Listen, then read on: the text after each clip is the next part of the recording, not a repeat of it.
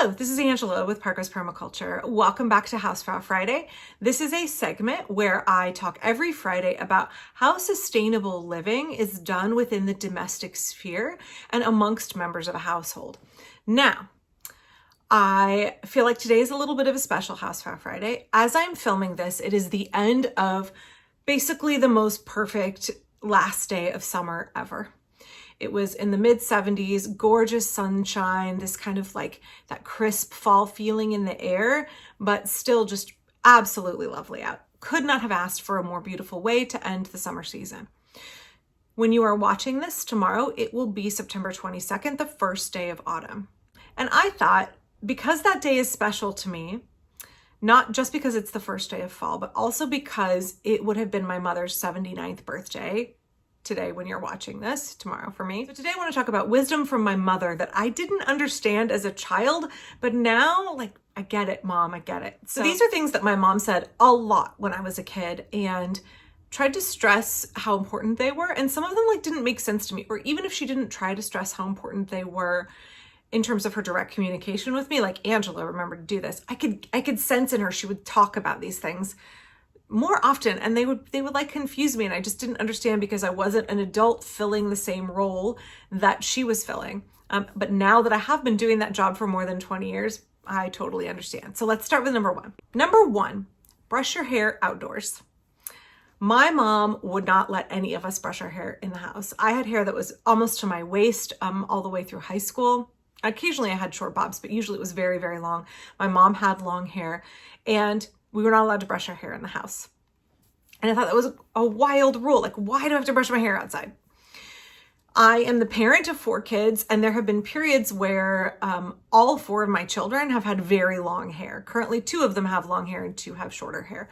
But oh my goodness, when you let your family brush their hair inside the house, it's amazing how much hair ends up being everywhere, clogging up your vacuum and being swept up off the floor, and it just makes a huge mess. And my mom was totally right. You were right, Mom. Brush your hair outdoors. It will significantly reduce the amount that gets clogged up in your vacuum and reduce the amount of work that you have to do around the home. And also, it is an organic product that you can return to the earth. So plus, also, I have to say, I remember in the mornings, my mom would come out in her bathrobe early in the morning and just love to be outside observing what was happening, birds in the garden, sun kind of, cresting over the hill, and brush her hair and just enjoy a few moments of peace and quiet outdoors. Number 2, never charge something to a credit card that you don't have the money in your bank to pay for. This has been critical financial advice that has really steered me correctly as an adult. I do not put things on a credit card that I can't pay off immediately. I never carry a balance. If you never run a balance on your credit card, you are never being charged interest, and you are paying for things at face value instead of sometimes paying 13 to 20% interest, compounding interest, and getting into a debt spiral you can't get out of. So even when we were at our most financially unstable, I did not charge anything to a credit card that I could not pay off by the end of the month. Sometimes I would charge only $25 in the month because that was my grocery budget. Really, really important financial tip. Number 3, you only get one set of adult teeth. My mom used to have a complete meltdown when I would open packages with my teeth, right? Or I would try and get a knot out by biting and pulling and undoing a knot on a lace, or, like my sweatshirt cord or something. She'd always say, you only get one set of adult teeth. And as a young person, I didn't really understand that. As a grown-up who has to pay dental bills and has had to deal with chipped teeth and teeth that have cracked that I had to get crowns on because of big cracks in them, I understand the pain, physical pain and financial pain of damaging the only set of adult teeth that you get. And I wish I had listened to her earlier and been more respectful of my teeth. Number 4 is volunteer. It's good for you and the folks that you are volunteering for. So my mom worked off and on for an income, worked part-time to supplement the family income, but she volunteered a ton. She was a docent at the Desert Museum. She volunteered at the zoo. She ran my Girl Scout troop. She volunteered at my dad's hospital. She volunteered all over the community. And in doing so, she really instilled in me the understanding that the work that we do has value to the community, even if it is not tied to a paycheck. and especially when it's not tied to a paycheck. And on top of that, that really communicated to me, and I think I didn't really understand it that well until I was older, probably when I was in high school and I started volunteering at like raptor rescues and wild bird rescues. I didn't really understand it until then, that when you volunteer, it is something that blesses the folks or the organization that you are gifting your time and skills to, but it also is a blessing to you to have the bandwidth, to have the wherewithal to give of your time and who you are and of your expertise and ask for nothing in return is tremendously rewarding. And there's something about having the space and the ability to give with no expectations that is so good for us as well. So if you're able, in whatever capacity you have, find some way to plug in and volunteer in your community. You'll help others and you'll also do right by yourself as well. Number 5, do crossword and Sudoku puzzles. My mom was always doing puzzles out of the newspaper. And I think there's quite a bit of data that backs that up now, that when we continue to do logic puzzles and word puzzles and math puzzles, it keeps our brains young. It keeps us active. I used to make fun of my mom for how much time she sat down and spent at the newspaper, but I understand that now. As I get older, it may not take the form of a Sudoku puzzle or some of my kids really love Sudoku puzzles. I love doing Sudoku puzzles with B. Doing those things with my children as joint activities has its own reward, for sure. But as I get older, the importance of problem solving and stretching my brain and not falling into routines where I am not being challenged mentally is really important for keeping my mind sharp. And again, there's quite a bit of data that shows that that slows cognitive decline and keeps your intellect polished and functioning at peak capacity for longer. Okay, number 6, always freeze your cheese rinds. And this is something I have done. And as a kid, I always thought like, that's really weird. But then also, my mom's chicken noodle soup tasted amazing. And her, French lentils had this wonderful umami quality to them. And her pasta sauce was amazing. It's because she froze all of the cheese rinds and threw them into the soup she was making or the sauce she was making to add that extra flavor.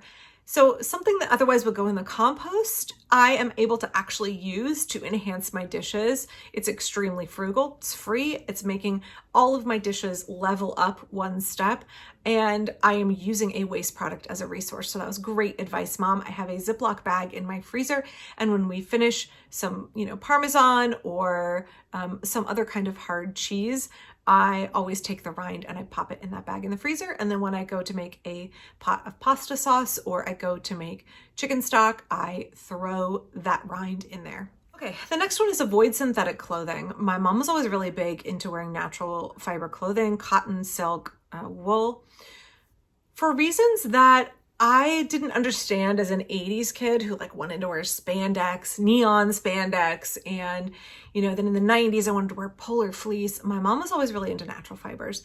And she had her own reasons that I have come to understand once I had to take on the laundry of a whole family. But there's other things she wasn't aware of. So first, she would always say, synthetic clothing, smells stick to them.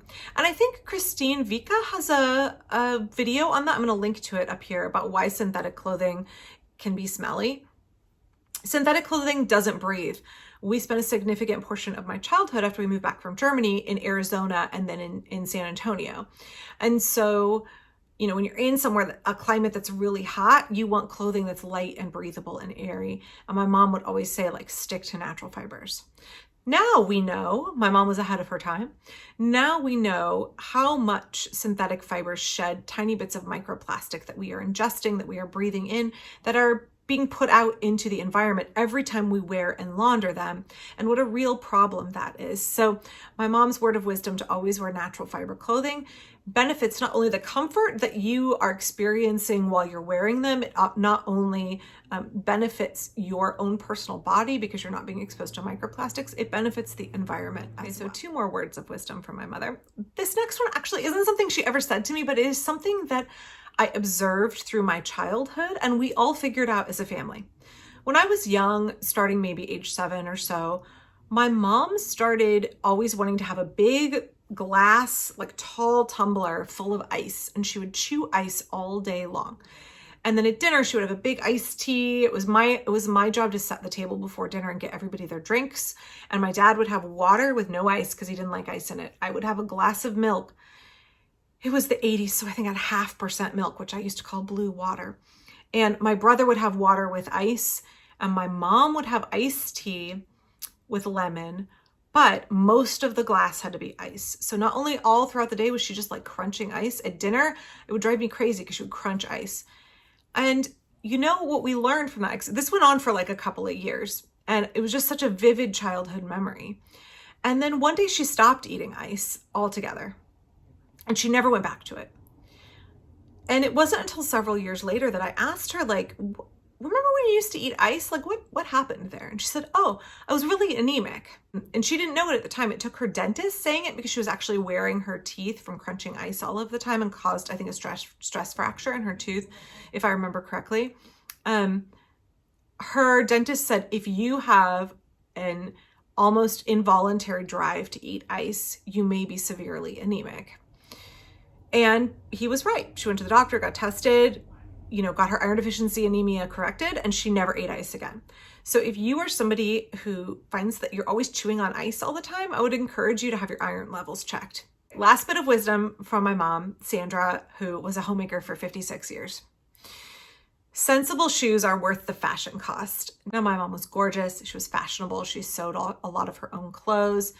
She was striking and fashionable when she was young. As she got older, she had her own particular style that was very elegant. She loved brooches. I would knit her shawls all the time, and she always had a shawl on or a scarf on that I had knitted her, lots of lace work, and like some kind of very elegant brooch. And again, her natural fiber clothing, lots of linen, but she always wore very, very comfortable shoes. And I mean like San Antonio shoe store and Birkenstock, very, very comfortable shoes. My mom would say it's better to invest in 2 or 3 pairs of high quality, comfortable, sensible shoes than to have a closet full of high fashion shoes. And that it is worth the hit it will take to everybody else's opinion of how fashionable or not fashionable you are to wear sensible, comfortable shoes. Now, I'm very tall, and I used to love to wear high heels and like be way taller than all the boys.